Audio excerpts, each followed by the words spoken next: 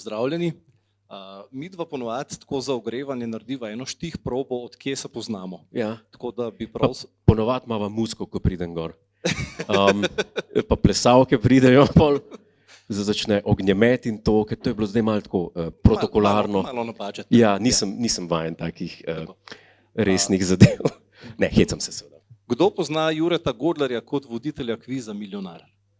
Ja. Kdo pozna Jureta Godlerja kot voditelja oddaje Ta teden z Juretom Godlerjem? Fino, no se bomo zabavali, to je super. Pozna kdo Jureta tudi kot ustvarjalca podcasta Opazovalnica in gospoda? Super. Tam bo eni razočarani danes. In še glavno vprašanje je, kdo kakšno knjigo od Jureta Godlerja že prebral? Okay. Tudi to, fajn. Danes bomo imeli super debato potem. Midva ponovadi delava tako, da klepetava. Če ima kdo kakšno vprašanje, vmes dvigne roko in lahko že takoj rešimo. Drugače pa po zaključku pa zelo rada debatirava še, predvsem Jure. Z vami pozno noč. Tako. Če bo imel kdo kakšno željo knjigo kupiti, so na voljo danes in tudi Jure je prinesel s sabo ta bolj špenkalo. Ja, napolnjeno z tinto. Ready to go. Tako, hvala za uvodno besedo, Gregor, zdaj pa začnimo. Ja. Kje pa začnemo? Zdaj pa zares. Začnemo, kaj počneš zadnje dni, ko si nervozen, živčen? Ta ustvarjalni proces pa to? Ustvarjalni proces pri meni je konstantno nervozen in živčen, ker iz ugodja pri meni nič ne nastane. To moram reči. Da se mučim s tem, kar počnem in to je potem tudi čutiti v knjigah. To muko mojo. Nekdo se smeji, kar pomeni, da je res. Če bi bila čista tišina, ne bi bilo nikjer jasno, da je to res, kar sem rekel. Tako da trenutno pišem 5. del. Trpeči umetnik potem. Ja, trpeči, malo pa imam tega vse slovenskega. Kavo vedno zavrnem, če mi mama prinese. Se pravi tudi potem redna rekreacija, to, ker ni priprava na maraton, ampak v bistvu tek za vozom. Ja, tako. 8000 kalorij. Tako da ja, pišem trenutno 5. del romana o Spencerju in Novaku. Naslova še ne smem povedati, to je pa naslovnice tudi ne smemo razkriti. Bomo proti koncu, imamo plakat. Pa en roman sem kar končal, ki pa ni del serije o Spencerju in Novaku. A si ga končal? Ene par popravkov je še, to je najbolj pomemben del. Mislim, da je bil P.G. Wodehouse, ki je rekel, britanski avtor, ki je rekel, da je najlepša stvar, ko končaš prvi osnutek knjige, potem pa delaš, se pravi, popravke in to, ko že vse veš, kaj je, samo premetuješ in tako naprej, pa v bistvu to ni res. Tisti je največja muka, ker tam se ti lahko vse podre še potem, kot se meni recimo velikokrat. Kje potem najbolj uživaš, v katerem delu ustvarjanja? V tistem delu, ko pišem dialoge. Takrat tis mi je najbolj, ker se prepustim užitku, ker sem zelo tak divji človek in ker teče z mene te včasih nadrealistični dialogi. Tist najbolj uživam in jočem potem, ko vidim, da nima smisla vse skupaj in da bom mogel vse popraviti. Tist pa ni najlepši občutek. Geneza tvojega ustvarjanja je bila, da si najprej naredil v bistvu zbirko nekih zgodb in vtisov iz sodelovanja pri Radiu Ga-Ga, potem si naredil gledališko igro, potem si naredil 4 komedije in zdaj bo šel še v resno kriminalko. Detektivko. Pardon. Nas popeljaš, mogoče skozi ta proces je bil recimo Radio Ga-Ga projekt nekaj, kar je bilo neka osnovna šola, priprava na to, da te je zares zagrabili pisanje? V bistvu sploh ne. Radio Ga-Ga razgaljeni, to je ta knjiga, ki sem napisal o mojih dogodivščinah s Sašom Hribarjem v Radio Ga-Ga, je bila posledica samo tega, da sem tako bizarne stvari doživel s Sašom Hribarjem in z ekipo Ga-Ga, ki smo bili takrat, se pravi Marjan Šarec, je bil tudi premier, ne vem, če se ga spomnite. Neko koruzi se nahaja, v glavnem. Tilen Artač, Jasna Kuljaj je še takrat občasno bila, pa jaz. Mi smo po celi Sloveniji obredili, ker smo imeli takrat eno predstavo Radio Ga-Ga show. In s to predstavo smo šli po celi Sloveniji in po obskurnih vaseh in po štalah in po kozovcih in tako povsod, kjer se je dal nastopati, smo bili s to predstavo in vedno, ko smo se domov peljali, smo rekli, pa tega ne bo noben verjel, če mu povemo, kaj se nam je tu zgodilo. Pa sem se rekel, bom jaz to napisal in sem sprot pisal, kaj se nam je dogajalo in zato sem tisto knjigo izdal. Sploh nisem imel namena pisati. Zato je Zandrek, zato ni za brati to kot knjiga. Ne. To je knjiga doživeti, ne. Pa slik, veliko slik je not, fotografij. Da bi pa pisal, pa takrat še nisem imel. No. Moram reči, zato je toliko časa minil med naslednjo, med predsednikovo norostjo in Radio Ga razgaljeni. To je bilo koliko let? 10, 11, 12. Nam daš malo za okus, kakšno to dogodivščino s Sašom in prijatelji? Ja, najbolj neverjetno mi je bilo, takrat nisem poznal slovenskega naroda, tako da bi rekel, kaj mi je všeč, kaj mi ni všeč. Sva bila en mojih prvih nastopov s Sašom Hribarjem v eni trgovini, ki se je lihkar odprla, pa mislim, da je glih tukaj nekje v Kranjskih koncih, trgovina s čevlji se je odprla v nakupovalnem centru enem. In sva bila s Sašotom za zabavni program, ura je bila poldne, noben gankir, seveda, to je vse samevalo. Slovesna otvoritev trgovine s čevlji, pride Sašo s kitaro, je začel brenkati tam na mikrofon, pet, noben gankir. Še tisti, ki so mimo šli, so hit pobegnili. Pa sem prišel jaz, sem takrat Buša imitiral, pa Mistra Bina in to, še zmer nobenega. No pa je pa rekel Sašo, je rekla ženska, nekaj bo treba narediti, to nobenega ni. Sem rekel, v redu, pa reče Sašo, nagradna igra za ston čevlji za naslednjih ne vem koliko. In še zmer nobenega. Potem je pa jasno napovedal v zvočnik oziroma mikrofon, čez 3 minute na odru pred to trgovino Mr. Bean. Pa jih je bilo pa polno takoj. Jih je prišlo 30 ljudi, čevljev niso hoteli za ston, enega bebca, ki bo tam se pačil, so pa prišli gledati. In to sem bil jaz. In te še ni minilo. Zdaj, ne vem, koliko spremljate, Radio Ga se je vrnil, obujen, osvežen, z ekipo v bistvu celo brez Saša in tudi ti si se malo vrnil pred mikrofon. Zakaj? Gostujem občasno, ja. Ker so me povabili. Pa... Ne, hecam se. Kdo je pa bil še plačan na RTV-ju? Je le nacionalka, ne? Ja, pa RTV je ena posebna zgodba. Jaz sem se tam znašel, jaz sem bil otrok. Gledam televizijo, pa to sem rekel, joj, bi jaz kdaj bil na tem RTV, to je noro, to je naš BBC, po en stran. Ni. V glavnem, mi je bilo pa neverjetno, ne?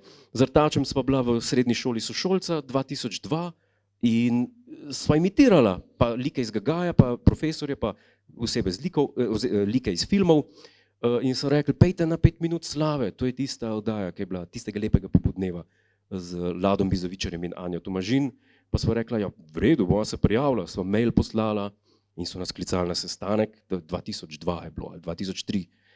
In smo šla na RTV, na je prestregu, še preden smo na sestanek prišla Sašo Hribar, ko pa vidva fanta. Ja, nač malo imitirava, ja, pridite na Gaga v petek. Sem rekel, tako lahko se pride na RTV, pa to ne moreš verjeti. Tako da, čudno se mi je zdelo. No. Mislim, da je v veliki meri pri nas odvisno od sreče pri teh zadevah, kje se boš pojavil, pa kdo bojo tvoji prijatelji. Jaz moram priznati, da sem velik fan Juretovega opusa. Vsako knjigo praktično preberem v enem dnevu. Mi je pa se pravi, ko je predsednikova norost, ki je praktično igra za oder, mi je en tak skrit dragulj tvoj. Kako je sploh prišel do te knjige? Jaz sem tam 1992 leta je bila napisana drama Alana Benneta, Norost Georgea III., ki govori o britanskem kralju Juriju III., seveda, ki je vladal tam 1700 nekaj, se pravi v 18. stoletju v Angliji in je bil duševno moten. Imel je hude motnje in so se ga trudili pozdraviti, ga niso mogli in jaz sem to dramo prebral tam po 2015 in se mi je zanimivo zdelo, kako bi izgledalo, če bi imeli pa mi danes predsednika, ki bi bil nor. In kako si prišel na to idejo? idejo? Pojma, kako sem prišel na to idejo. In sem naredil ta potencialni scenarij kako bi pa dejansko izgledalo, ker v naši ustavi ne piše, ne? Če predsednik začne kazati znake kakšne bolezni, motnje ali tako. Pri nas piše samo, če je predsednik zadržan, njegovo delo oziroma pristojnosti opravlja predsednik ali predsednica državnega zbora, kar ne vključuje petja, ampak vseeno. In potem sem jaz napisal to dramo, predsednikova norost, ki nima nobene veze z našim bivšim predsednikom, da ne bi to kdo mislil. Vse je naključno, vse osebe so zgolj podobne. Oziroma podobnost je zgolj naključna, sem rešil. Sprašujem zato, ker tiš čas sta imela, je v bistvu na nek način sta sodelovala z gospodom predsednikom. Ja, to je res. To je bil čas, ko ste dobro začeli z oddajo Ta teden z Juretom Godlerjem. V bistvu je bil praktično vaš dopisnik. Takrat. To je res. On se je takrat najbolj trudil te neumnosti delati. To so bili časi takrat, ko je ležal na teh stopnicah, pa ko je bila miška mala, pa to je bilo vse v tistih časih. In on nam je dejansko naredil takrat 10 minut oddaje na teden. In jaz sem se mu tudi zahvalil, da ne bo kdo rekel, da sem baraba, pa da sem nepošten. Zaposliti ga nisem mogel, ker predsednik mislim, da ne more dobivati popoldanski SP. Na oddaji, ki je bila na predsedniška soočenja, so bila pri predsedniških volitvah in v drugem krogu sta ostala še Pahor pa Šarec, prej omenjeni, in so me prosili na televiziji, če bi prišel na zadnje soočenje in bi nekaj naredil z obema. Ne? In jaz sem rekel, v redu, z Marjanom bom že nekaj ušpičil, ker ga poznam odprej.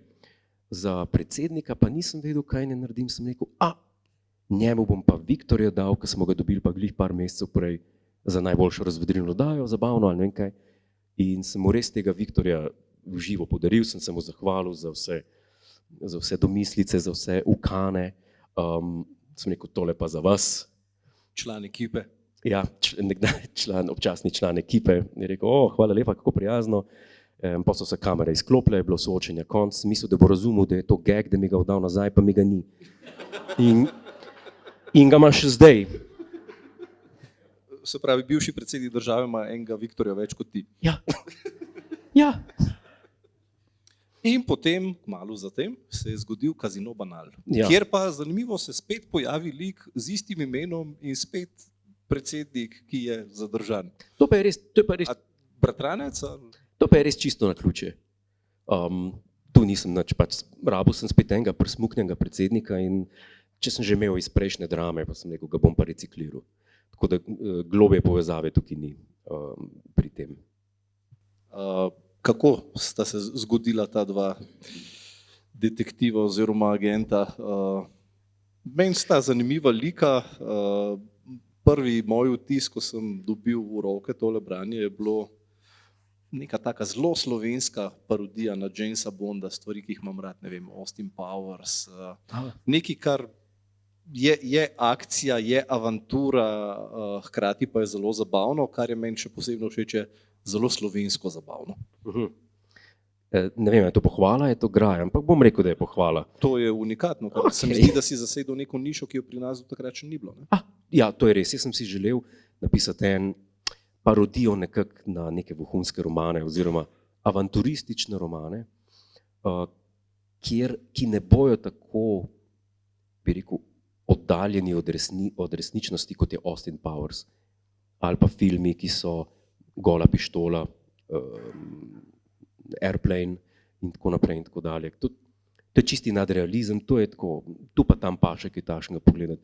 Da bi pa čist cela stvar bila, tako mi pa ni bila nikoli všeč. Pa sem si pa spomnil ta dva lika in sem rekel, nič, dajmo se zagnati v avanturo z njima, pa se trudi, da bo čim bolj realistično, kolikor se da biti. No. Da bo še zmer legitimen avanturističen roman, da ne bo kdo rekel, to je pa čist nemogoče, da bi se zgodilo. No. Da ni zdaj glih poletov v vesolje, pa takih zadev, pa Marsovcev not. Prva knjiga, osnovna zgodba je mafijske lovke se stegnejo po slovenskem gospodarstvu in bi radi prevzeli praktično celotno slovensko gospodarstvo in naša dva agenta rešita situacijo. Ja. V teh dveh agentih, oba agenta imata zelo veliko, zelo zanimivih osebnostnih lastnosti. Kako se rojevajo liki Jureta Godlerja? Kje jih najdeš? Človek spozna v življenju ogromno ljudi, zanimivih, manj zanimivih, ekstravagantnih, manj ekstravagantnih, eksotičnih. In jaz si te stvari zapomnim, ki izstopajo pri ljudeh in potem jih zgnetem skupaj v en čisto tretji lik. Tako da marsikdo reče, ja, sem se pa prepoznal v knjigi, pa rečem, nisi se mogel, ker ni napisan bil samo po tebi. Je veliki del tebe not, to je res, ampak lik pa nisi ti. Tako da na ta način jaz delujem. Noben lik v mojem romanu ni lik nekoga, ki bi ga jaz poznal v celoti. Tako da fragmentirano zelo. Je pa vseeno zelo zabavno to brati, če pozna človek vsaj par ljudi iz tvojega življenja. Recimo, ravno v Kazinoju Banal je ena čudovita pasaža, po mojem mnenju, najboljši opis razvrata v slovenski popkulturi. Ne bom se omejil sam na knjige, se pravi, neka zelo zabavna dogodivščina, ki se dogaja na slovenski obali in je to veliko bolj zanimivo brati, če si človek predstavlja tebe in Tilna Artača, recimo. Mogoče sva research naredila skupaj. Se res, research, kako pa delaš research? Ja, prvi roman predstavi v bistvu lika Spencerja in Novaka. Spencer je britanski agent, Spencer S. Spencer, sredinski S pomeni tudi Spencer, je vohun britanske obveščevalne agencije MI6, ki je na izmenjavi v Sloveniji in dobi pajdaša slovenskega agenta Filipa Novaka. Se pravi, Erasmus za tajne agente. Tako, na nek način. In ona dva raziskujeta ene težave in potem Spencer njega nauči vohunskih veščin, Filip Novak, Slovenc, pa njega nauči pitja, ker čeprav je Anglež, ni pivec Spencer. In potem imata en, tako kot si rekel prej, no, kako bi rekel temu, Fear and Loathing in Las Vegas, pohod po... Las Vegas, zakaj pa si omenil Las Vegas tukaj? Zakaj sem omenil? Ker sva bila s Tilnom tudi skupaj v Las Vegasu, pa verjetno iz tega izhaja, da sva kaj doživela tam, kar sem potem opisal, da se zgodi v Portorožu. Tako da ja, research za prvo knjigo sem tako naredil sam. Research za drugo knjigo, Vohun, ki me je okužil, govori o biološkem orožju, tako da sem mogel narediti research na internetu, prebrati nekaj knjig na to temo, da se nisem preveč. Najbolj grozno se mi zdi... V bistvu si spalo tudi, kot recimo polovica Slovencev v času korone. Research na internetu. Research na internetu, tako, na školki. Sam ne na Facebooku. Tretji roman sem pa prvič mogel prositi za pomoč žive osebe. In to je nuklearni fizik Lukas Noj. Sem ga kontaktiral, pišem roman, v katerem bo prišlo do terorističnega napada na nuklearno elektrarno Krško. In on je največji strokovnjak na tem področju pri nas, sem mu napisal mail, pa mi ni nič odgovoril najprej, pa me je odgovoril pa kratko sporočilo, najdi si lažjo tarčo poba. Verjetno mi ne bo pomagal, ampak me je pol vseeno nazaj še kontaktiral, pa sva se dobila, pa sva debatirala, tako da na začetku mi ni zaupal, ker sem ga vprašal zelo preproste zadeve, kot je recimo, a se lahko poveže kontrolna soba nuklearke z zunanjim svetom prek računalnika, to pa je rekel, ne vem, pa sem si mislil, veš, sam mi ne poveš. Ampak sva se na koncu toliko spoprijateljila, da mi je dejansko povedal, kako lahko kratki stik narediš ne se hecam njimi. V glavnem, mi je bolj zaupal potem in mi pomagal pri stvareh, ki sem jih rabil vedeti. Upošteval nisem sicer nič, ker je bilo preveč komplicirano in se nisem hotel preveč spuščati v to. Lahko bi rekel, da sem se takrat naučil, da ko pišem o stvareh, na katere se 100% ne spoznam, da pišem zelo v splošnem o njih, ker ne bi se rad zameril ali strokovnjaku, da nisem bil točen, ali pa nekomu, ki ni strokovnjak, da sem bil preveč dolgočasen v smislu nekega opisovanja. Kar se pa tiče naš človek v kafani, sem že pozabil naslov, mi je pa ChatGPT pomagal z researchem, kako je z nuklearno podmornico in nuklearnimi izstrelki, raketami. Meni je tudi zanimivo, kako izbiraš teme. Recimo Kazino Banal je še taka dosti splošna, potem druga je povezana z biološkim orožjem in si izdal knjigo ravno, ko je udarila korona. Potem si se lotil pisanja tretje knjige in ko je šla malo po tistem, se je začela vojna v Ukrajini. Zadnja knjiga, zdaj, ko se je izdal, je bilo ravno preden smo prišli na rob tretje svetovne vojne. Malo me je strah, kaj bo v peti knjigi. No? Peta knjiga bo bolj sproščena. Dogaja se v Hollywoodu, to lahko povem. Si tudi delal research? Tudi sem delal research, sem bil kar nekaj časa tam v življenju, sem preživel tam. Drugače pa teme, ki jih opisujem, so zelo, kako bi rekel, v bistvu zimzelene, sploh za vohunske romane. Vedno je tretja svetovna vojna, nekaj grozi, vedno so neki teroristi. Želel sem si vedno samo napisati ene knjige, ki bojo silile bralca, da bere naprej, da bo zgodba tako napeta. Kako pa se pravzaprav čisto tehnično lotevaš pisanja? Ker, kot sem prej omenil, jaz vse knjige preberem v enem dnevu, ker so napete, potegnete v zgodbo, jaz čutim, kako potujem po teh pokrajinah in ti cliffhangerji, ki jih imaš. Poglavja so relativno kratka, ampak ravno toliko, da te demo še enega prebrati.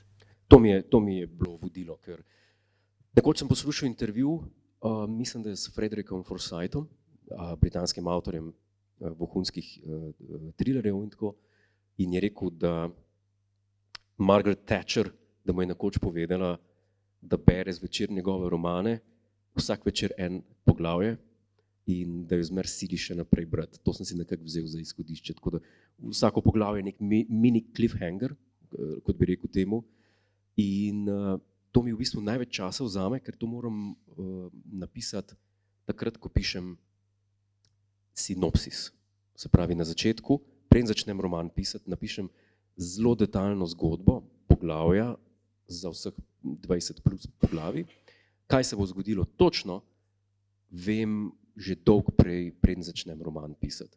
Problem je samo ta, da ko potem začnem roman pisati po tem sinopsisu, po tej strukturi, da se mi včasih podre pri 4. poglavju in potem se podre vse do konca in treba to na novo delati. To je najbolj časovno potratno, ker mora imeti logičen smisel zgodba, po mojem.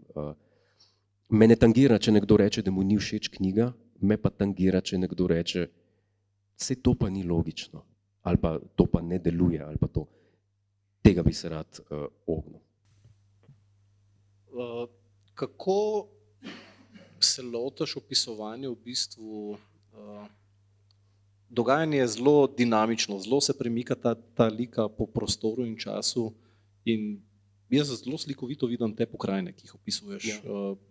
Se mi zdi, da zelo doživeto. To verjetno je tudi iz tvojega življenja potem, ali kako? Jaz sem še mal idealist v smislu, da če vzamemo romane Iana Fleminga, vemo, da to niso toliko napeti vohunski romani, ki James Bond sploh ni noben vohun, kjer vohun pride v sobo pa reče, ime mi je Bond, James Bond. A ste slišali vsi? Tajni. Ja, tajni. Pravi vohunski romani so romani Johna le Carreja, kjer opisuje dejanski vohunski posel, se pravi sedenje v pisarni cel dan, potem pa en listek nesti v park enemu agentu, ki ga bo prevzel in potem iti domov jokat, kako sem državo izdal, pa kako sem baraba, pa kako si ne bom mogel oprostiti. James Bond je super junak, to nima veze z tem. Ampak v osnovi so Flemingovi romani potopisi. Kdo je bral, a je bral kdo roman zadnji, še, ki je šel pred smrtjo Flemingovo, samo dvakrat se živi. Kdor je bral ta roman, ve, da je to v bistvu 80% knjige je potopis po japonski, pa na koncu se James Bond stepe z Blofeldom in po koncu. Vse so tudi filmi na ta način narejeni, ne? Da te vedno pelje po nekih ekstravagantnih pejsažih, zelo se seli po svetu. Ja, to je nastajalo v 50-ih letih, 60-ih letih, svet po drugi svetovni vojni, denarja ni imel nobeden in ni bilo veliko ljudi, ki je videlo svet takrat. In Fleming je bil eden izmed teh, ker je bil v mornarici. Njegov brat je bil sploh avtor potopisnih romanov. Peter Fleming, mislim, da obstajajo še knjige danes njegove. In Fleming je bil pa isti, ne? On je bil v New Yorku, pa je tam, takrat so hranili se na bone, ne? Se pravi, na bone so šli po kruh, ker je bila taka revščina in to. In on je pisal pa romane o Jamesu Bondu, ki je bil na Jamajki, pa je bil v New Yorku, pa je bil ne vem, na Havajih, pa je bil šel v Las Vegas, pa ne vem kam vse po svetu.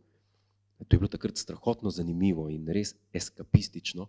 In jaz sem še danes mal naravnan tako, pa si mislim, da bo komu pomenil, če bom napisal roman, ki se dogaja delno v Benetkah, delno na otoku Capri, delno na jezeru Attersee in tako dalje in tako naprej. Si kdaj razmišljal, da bi se povezal s kakšno turistično agencijo in naredil po poteh Spencerja, Spencerja? Ja, lahko bi, ja. Potovalni paket, Godlerjev potovalni paket. Mi je pa zanimivo ena stvar, ki se mi zdi, da je pa dosti unikatna, nisem še slišal, da bi kdo tako delal kot ti. Ko opisuješ te pokrajine, pišeš in imaš preklopljene internetne kamere tega lokacije? Včasih da me sprošča, če nimam ideje, ne? Da ne grem na YouTube mucke gledati, ker to najraje, zdaj so že na Instagramu in to mi največ časa vzame, ker je ena za drugo, za tretjo, za četrto, pa so ene, ki sam kockice te brikete grizejo in ne moreš nehati gledati tega. In zato imam raje, če se že moram sprostiti možgane za par minut, gledam kakšen webcam, ki je oddaljen od mene. Drugače moram imeti pa zagrnjene zavese, ker mi distrakcije, jaz sem človek distrakcij in ne morem nič napisati, če sem.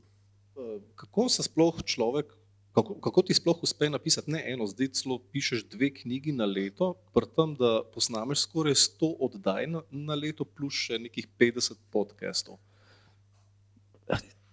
Mislim, koliko imaš ti sploh življenja? Ja, če bi imel otroke, pa ženo, pa ljubice, bi težko šlo, po moje. Se pravi, če nimaš otrok, pa žen, za ljubice je še kaj časa? Težko. Ne vem, jaz v eni točki v življenju, ne vem, koliko sem bil star, vem, da je bilo že kar dolgo časa nazaj. Mogoče moje vprašanje je, a je to hobi ali je to resna služba? Pri meni je hobi služba in služba hobi. Ne morem reči, da grem v službo, ko grem v pisarno.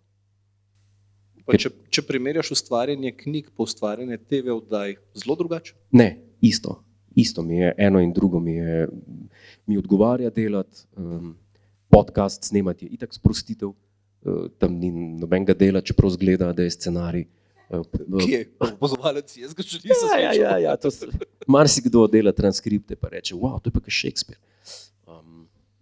Jim je všeč. Ne predstavljam si, da bi mogel reči, zdaj grem pa na šiht, ker zdaj grem pa na šiht ni povezano z dobro voljo v mojem slovarju. Zato uživam pač v tem, kar delam, mi pa ne ostane časa za nič drugega zaradi tega. Ne, ker sem imel feeling, da zdaj imaš plan še glasbena kariera. Štartal si projekt Modern Talking, bil si poseben gost na Bigfoot Mami 30 let. Yep. In sem videl, da si začutil malo tega rockerskega vajba, da bi to. Ja, rock'n'roll, to imaš vse, pa nimaš. Ne moreš tega izsiliti. In če te ljudje zaznajo kot rockerja, pa moraš reči, to jaz sem, tak sem, zato sem bil poslan. Ni tako enostavno na oder prideti rock'n'roll in prenesti tisto vriskanje, navdušenje deklet, gospa v bistvu. Mislim, tvoj primer je sploh specifičen, ker v življenju, se pravi, Jure je bil samo na enem rock koncertu, preden je stal na odru s Bigfoot Mamo pred 3000 ljudmi in igral.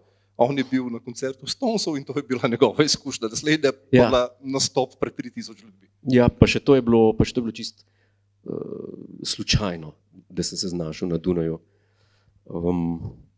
In naslednjič je bilo pa zdaj, 22. 23. marca z Bigfoot Mamo na odru sem igral klavir in to je bilo res noro doživetje, res neverjetno. In je zaščemel dovolj, da boste zdaj naslednje leto se z Anžetom prijavljali na Eurosong ali pa ne vem, mogoče celo na italijanski Sanremo, kjer si ti veliki fan? Je res. Misliš z Anžetom Tomičem, za tiste, ki ga ne poznajo, to je slovenski novinar. Anže Tomič in strokovnjak. Tvoj kompanjon. Ja, v podcastu, ker ne vem, če da so malo starejše gospe, ne vem, če poslušate kaj podcaste. Ne se smejite, a vi poslušate? Ste že slišali, da je podcast? Ne. Ne, Gospa se to je Boči. mogoče zdaj za malo mlajšo publiko, gre Aha. pa pol takoj naprej. Na Se pravi, starejšo. so ambicije Eurosong, Sanremo. Ja, jaz mislim, da Eurosong ni pogoja, ne, ker to izbere kdo. Mislim, včasih tudi ljudje, se vidiš, kaj vse smo poslali gor. Ja, to je res. Ja. Skladba Ljubi me, zgubi se ima potencial. Za? Kdorkoli jo je slišal, je ne dobi z ušes oziroma z glave. To pa drži. Pa ne do konca dneva, ampak trajno. Ene so take, da ti igrajo, ne vem, ne bom zdaj poimensko povedal katere, ampak so. Imaš pa ene, ki se ti pa res trajno štempilko naredijo in ti ne grejo iz glav, ker imajo harmonijo tako skonstruirano,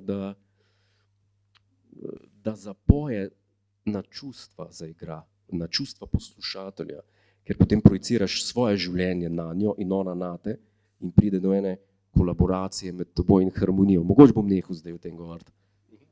Če kdo še ne pozna Google, ljubi me, zgubi se. Da ne bova zgubila dela poslušalstva, dej povej to, kar v bistvu vse klele zares zanima. Kako se pride do konca milijonarja?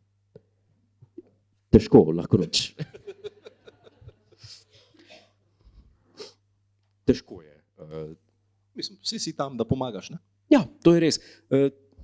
Mogoče marsikoga zmede, ne? 15 vprašanj pravilno odgovoriti, ni problem. Problem je, ker so iz vseh možnih področji ta vprašanja in čisto na vse se spoznati pa zelo težko. Tako da mogoče zato nobenem ne uspe, no.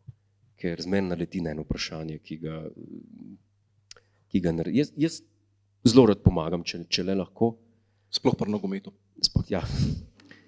Pri nogometu pa košarki to ne, ker to zame ni legitimen način ravnanja z žogo in zato se na to sploh ne spoznam.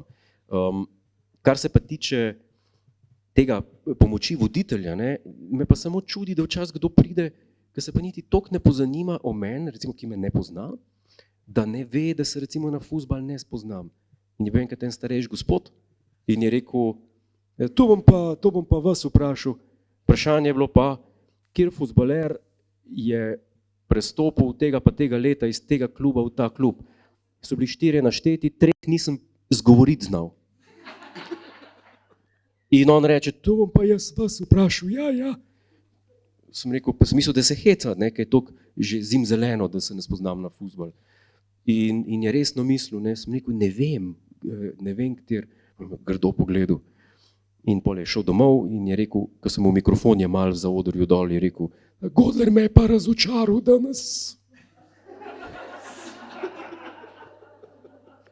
Ni se še zgodil, da bi vedel pa ne pomagal. Ever. To je se mi pa zdi, ker se mi smilijo ljudje, ki pridejo čas, pride kdo pa tako teče z njega dol. Pa maskerka teče do njega, ga briše z spužvo. To je grozno gledati včasih. Tu so 2 luči, dobro, pa te neonke, ampak tam jih je pa 60, tam je 7-8 kamer, tu so samo 2, pa smo že vsi nervozni. Tam je, to je čist drug svet, tam pa je pa še ta publika grozeča, ki gleda dol, tisti, ki ne spijo. In to je preveč za njih, mi smo že imeli tam, ne vem, kdo je bil, ki smo imeli dobrodelne oddaje, nek veljak, tudi iz gorenjskih koncev, je bil župan celo, se ne vem, v glavnem vprašanje je bilo, koliko stopnic je na otoku, koliko stopnic je na Bledu do Cerkovce, ali ne vem, ali iz Cerkovce do vode. In je bil prepričan, da ve in da je rekel prav, pa je bilo narobe, to je bilo drugo vprašanje, ki je bilo glih za njega narejeno in je bilo narobe. In je sam stal pa šel. Sem rekel, pa počakajte, no. Ne, ni ga več in je šel. To je zelo nerodna situacija, kaj naredi nekomu, kdor ni vajen limelighta, luči teh. Koliko ljudi pride na milijonarja sploh z ambicijo, da pride do konca? Meni se zdi, da včasih so tekmovalci tudi dosti hitro zadovoljni, kar je pogojeno s tem, da nekaterim je tudi že 500 evrov zelo velik denarja. Ja, 300. Se velikokrat zgodi. Včasih kdo reče pri 5. vprašanju, zdaj imam pa dost, pa reče mi, pa sej zdaj se šele začne, ne, jaz to sem prišel iskat in to imam. In se mi zdi čudno. So pa to ponavadi ljudje, ki pridejo v vse kvize. Gre na kaj križanka, ko moraš ugotoviti žival, P, E, S. Pa na Tomiču najljubši kviz Kolo sreče. Ja, Kolo sreče.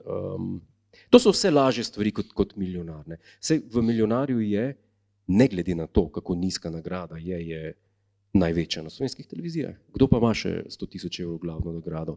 Pa mimo grede, milijonar je predvajan v koliko državah? Mislim, da 70, če ne več. In ni v polovici teh držav nagrada milijon glavna, ne? Ker vse je odvisno od, ne vem, oglaševalskega trga. Ne?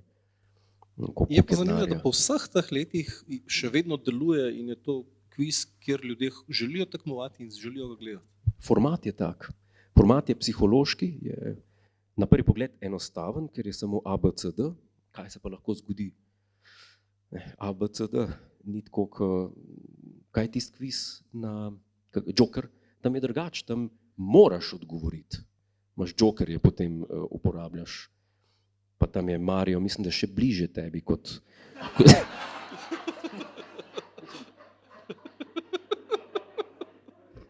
Je lahko strašljivo za marsikoga, to sem hotel povedati.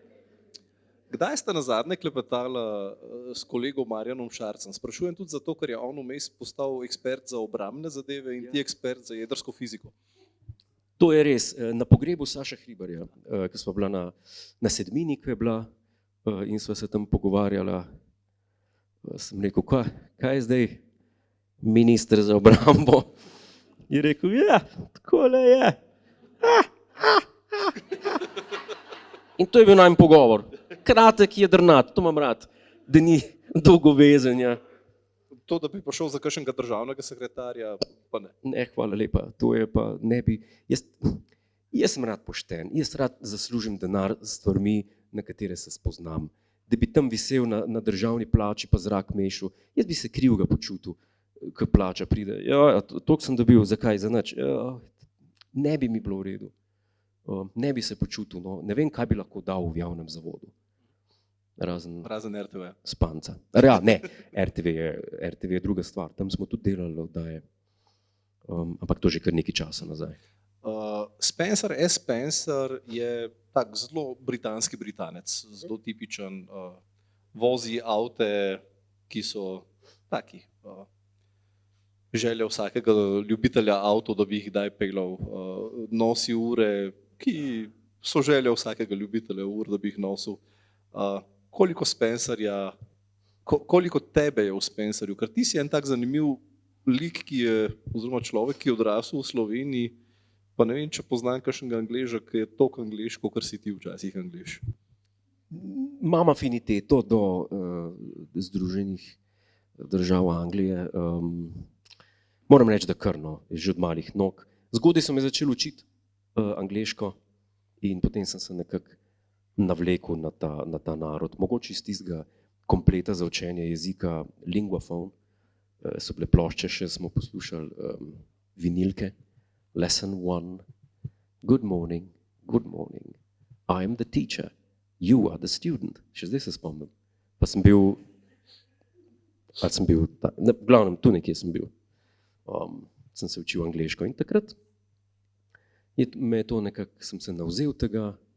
Monarhija britanska mi je tudi všeč kot inštitucija.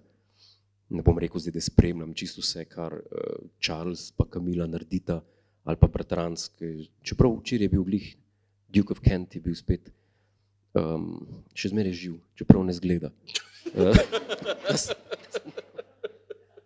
Tako res, prav kamnit je rad, v kip, se je zival v vetru.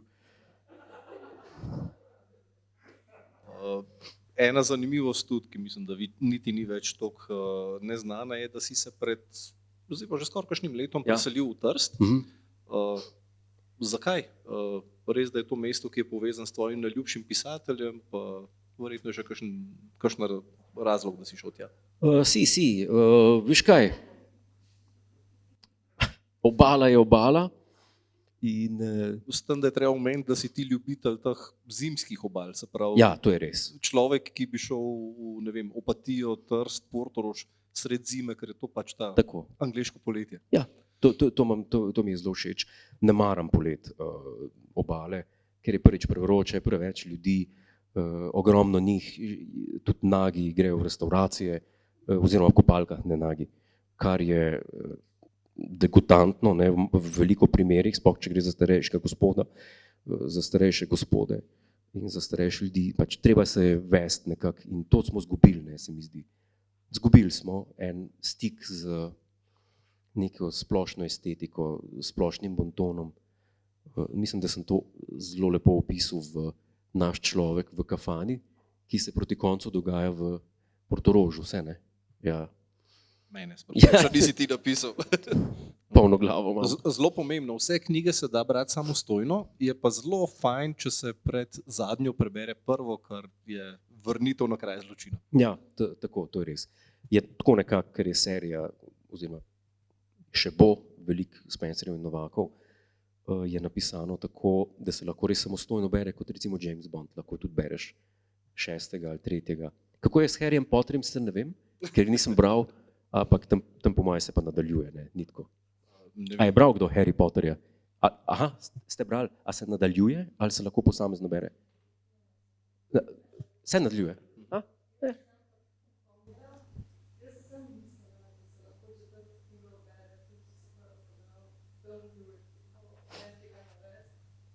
Aha. A ja, to je laž. Torej, pazi, Opozorjena sva bila na laž. kar snemamo, bomo to ponovili. Vse ni dobro prebrati 4. Ja. knjige, če niste prve. Čakaj, dajmo za res. Res? Ok, res? Dajmo malo zadihati. Ok, zdaj pa naprej. Daj. Tako da, ja, obala. V Trst sem se jaz odpeljal zato, ker me zanima, kdaj boš pripeljal v zgodbe zdaj tudi malo mogoče tega tržaškega ambienta, mogoče diši malo po mafiji. Ne vem, ugibam. Saj v Benetkah smo že bili smo v Konskem jezeru, če se ne motim. Ja, že. tako, komo? Tudi na Kapriju. V bistvu Italija ti je blizu. Ne? Kar. Italija me je všeč. Trst pride na vrsto, ko bojo Kitajci, ali kako? Ja, mogoče.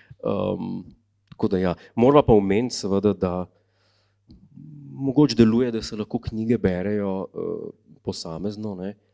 Ampak je treba v bistvu po vrsti jih brati.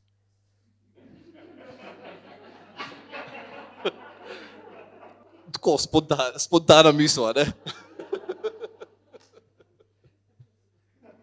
Mislim, se pri Bondu je tudi tako, da na neki točki mu ženo ubijajo, pa je mogoče fino vedeti v kakšnem delu da ta podatek. Ne? To je res, ja. V glavnem, kot Harry Potter. Vsako leto ena knjiga. Ja. Zdaj verjetno se da od tega tudi živeti, ali ne? Kako je s tam? To je tako, se mi zdi, večno slovensko vprašanje. Ali slovenski književnik lahko živi od pisanja? High life. Jaz mislim, ne vem, kako je pri drugih. Jaz mislim, če se gre nekdo pisatelja in ne napiše najmanj romana na leto, da ne misli resno s tem poslom. Jaz sem takšnega mnenja, ker vem za ljudi, ki napišejo eno knjigo na 5 let in potem se pa pritožujejo, da je zelo težko živeti od pisanja v Sloveniji. Sprašujem to tudi zato, ker ti še vedno posnameš 100 televizijskih oddaj pa 50 podcastov. Ja, ja. Spat je treba dosti, no, drugače pa speleš. Tako kot vsak drug posel, po moje. Ne. Avtomehanik ne pošraufa enega avta na mesec, ne, ampak jih 50, recimo, da lahko živi od tega. Ne. Tako da, če se neki človek resno loti, se mi zdi, da mora potem tudi resno pristopiti k tem. Ne. Da želje so pa velike, ne. Ker vem, kako je to. Ker najprej si ti... Jaz mislim, da jih je zelo malo avtorjev na svetu nasploh, ki imajo toliko za povedati, da samo pišejo. Ne, recimo, pa ne bom niti vedel povedati, našteti, kdo bi to lahko bil. Ker glede na to, da obstaja trg za literaturo, ki govori o tem, kako napisati knjigo. Se pravi, da obstaja cel trg, how to write a book, kako razvijati zgodbo, kako pripovedovati in tako naprej. Je to znak, da je ogromno želja ljudi, da bi bili avtorji. In to, ker jaz tudi vem, takrat... No, sej dovolj, mogoče da pogledamo v slovenske knjižnice, pa vidimo, da je želja, kdo vse bi želel biti avtor, pisatelj, zelo velik. Se mi zdi, da je pa zelo inflacija pisanja. Slovenci imamo jaz ne vem, zakaj je to, ampak imamo tako obsesijo z knjigami. Ta je pa napisal knjigo. Kakšno knjigo je napisal? Ja, knjigo misli, Jure. Kaj je knjiga? Ker to je taka razlika, če nekdo napiše zbirko poezij, ki jo je pisal, ne vem, ajde pa recimo, da je pisal en mesec, ali pa eno kriminalko, ki jo je pisal eno leto, ali pa, ne vem, znanstveno eno knjigo o črnih luknjah, ki jo je pisal 5 let, vključno z researchem pa tako naprej, ali en zgodovinski roman, ki je tako debel. To so vse knjige. Ali pa eno knjigo duhovnih misli, pa je spet knjiga. Zbirko intervjujev?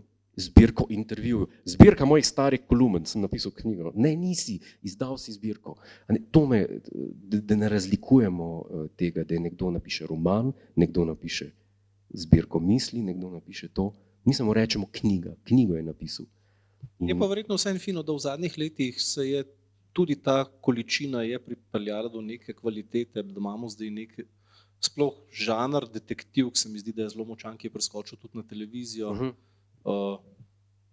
Verjetno tukaj se je pokazalo, da neka količina prinese tudi kakovost. To je vedno tako pri nas. Mi smo ko je pa bilo leta, ne vem, 2006, pa se spomniš, kakšna poplava stand-upov je bila pri nas. Takrat vsi Slovenci smo bili takrat stand-up komiki. Kar je žanr pljuskivni v Slovenijo. Ja. Odkrili smo žanr. Tako. Iz šihta je šel človek na oder, stand-up. Zdaj ga delajo pa samo še tisti, oziroma živijo od njega, recimo, ki so res dobri in zdaj so še obdržali. Pri knjigah je pa tudi, po mojem zdaj, a je kdo tle, ki nima svoje knjige? Nima. Slučajno, evo, on je nima. Če gremo po tej potoku misli, potem naslednji preskok Jureta Godlerja v TV serije. Kakšen scenarij se že dela mogoče po knjigi? To bi bilo super. Ima kdo denar? To je bilo zelo drago, ker so drage lokacije. Ljudje ne vedo, da... Pozabiš na razpise Ministrstva za kulturo in greš direkt na evropske razpise. Ja, komi čakajo na ministrstvo za tole? Ne, se pravi, greš na evropske razpise, pa koprodukcije, vse evropske, pa mogoče se zloži. To je res, ja. To je vedno najdražje pri filmih, pri serijah, prestaviti ekipo, igralce, vse skupaj na neko lokacijo, pa biti tam 14 dni, pa vse plačati za spat, to je najdražje, no. Tu so kar eksotične lokacije. V glavnem ne dogaja se na Metelkovi, to hočem reči.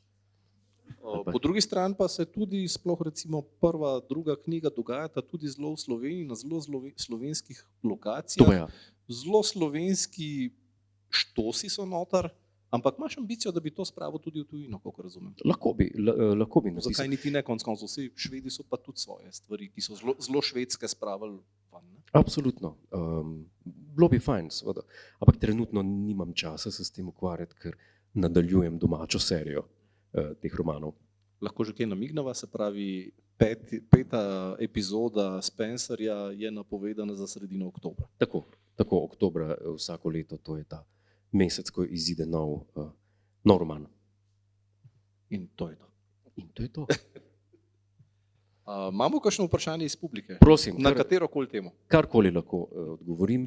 Ljubezensko življenje, ure. A vi, ki nimate knjige, povejte.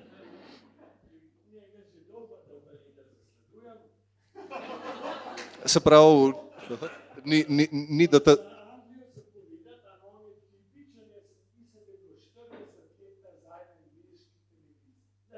Ja.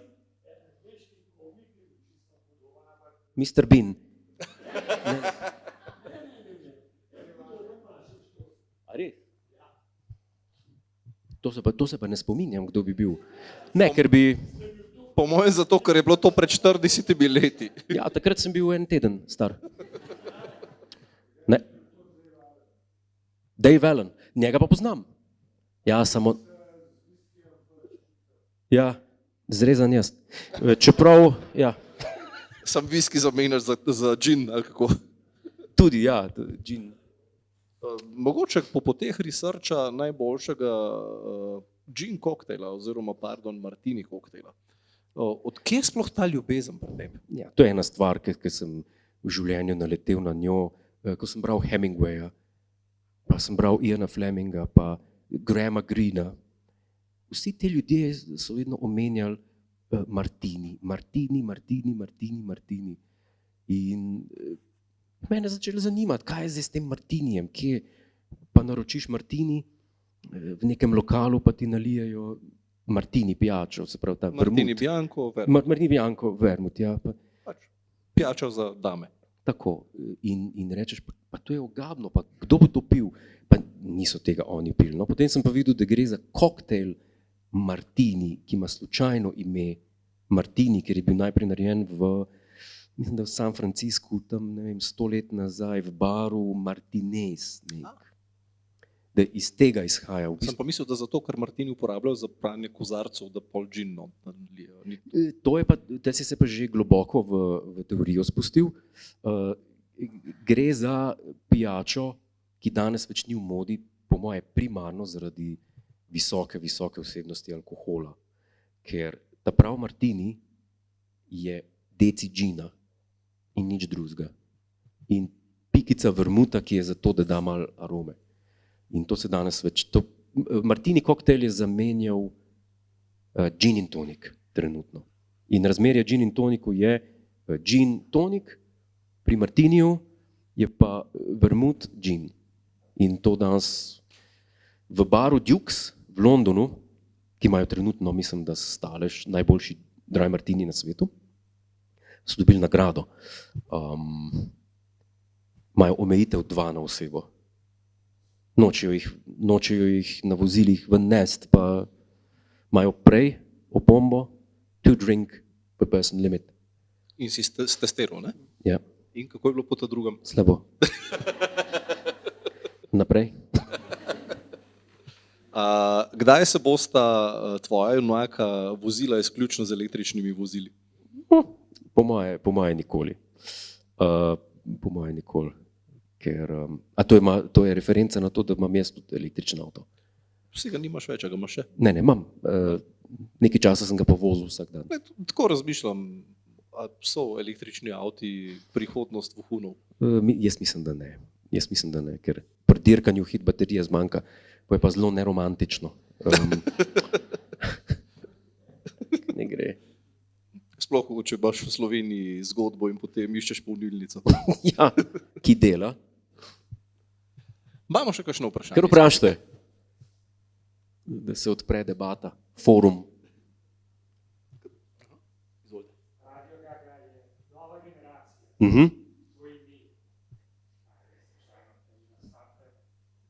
To ime, verjeli? Se pravi, da ponovimo še za gledalce na internetih. Ja? Vprašanje je, ali je Radio Gaga nova generacija referenca na zvezne steze, Ja. ki so v bistvu tudi tvoj rajon. Ja. Verjeli ali ne, idejo za Radio Gaga nova generacija je imel Sašo Hribar, ki je rekel, da bo, ko boste vi to prevzeli, fantje, je vedno govoril, boste imeli pa Radio Gaga nova generacija ali naslednja generacija, se ne vem, v glavnem, to je bila njegova skovanka, se spomnim, še ko sem jaz bil na Gagaju, to je bilo 2010 in prej. A vas je Sašo pripravljal na čas po njem? Jaz mislim, da ne direktno. To je parkrat tako rekel. Bilo je pa neverjetno delati z njim, no, to pa vsekakor. Čeprav ni bil človek, od katerega bi se karkoli naučil, lahko si ga samo občudoval. Ne? Ker težko, eni ljudje so taki, ne vem, ko bi gledal Tigerja Woodsa. Ne, gledaš Tigerja Woodsa, kako zamahne, pa udar, pa greš pa ti probat isto ponoviti, pa glih, da roko ne izpahneš. Razumeš? So ljudje, ki jih lahko samo občuduješ. delo z geniji je težko? Ja. Ne vem, kaj ne rečem drugega na to. Kdaj boš pa ti izdal svojo zbirko intervjujev? Ker zdaj recimo v novi sezoni oddaje ta teden imaš tudi te intimne pogovore v kleti vaše TV hiše in v bistvu gradivo se nabira. Gradimo kaj? Gradivo se nabira. Ja, gradivo se nabira, ja. Ne, teh želja nimam. Jaz pišem romane, zgodbe, ki ljudje berejo in potem vržejo v stran ali pa dajo komu naprej. To ni knjiga za na knjižno polico, to je zato, da prebereš, da se imaš fino, ali se pa nimaš. No, moje vprašanje je šlo bolj v smer, kako se znajdeš v vlogi izpraševalca. Kar je malo drugače, kot sedeti ex katedra in v bistvu izvajati šale, ki so ti v glavnem drugi napisali, čeprav zdaj si tudi ti zelo vpleten kot avtor zraven. Je težko, ker se moraš delati, da te zanima. To je ta prva stvar. To ni vedno lahko. No, so ljudje, ki so zanimivi in jih vprašaš stvari, ker te res zanima, včasih se moraš pa delati. Ampak to je vse kompenzira s honorarjem, tako da gre skozi.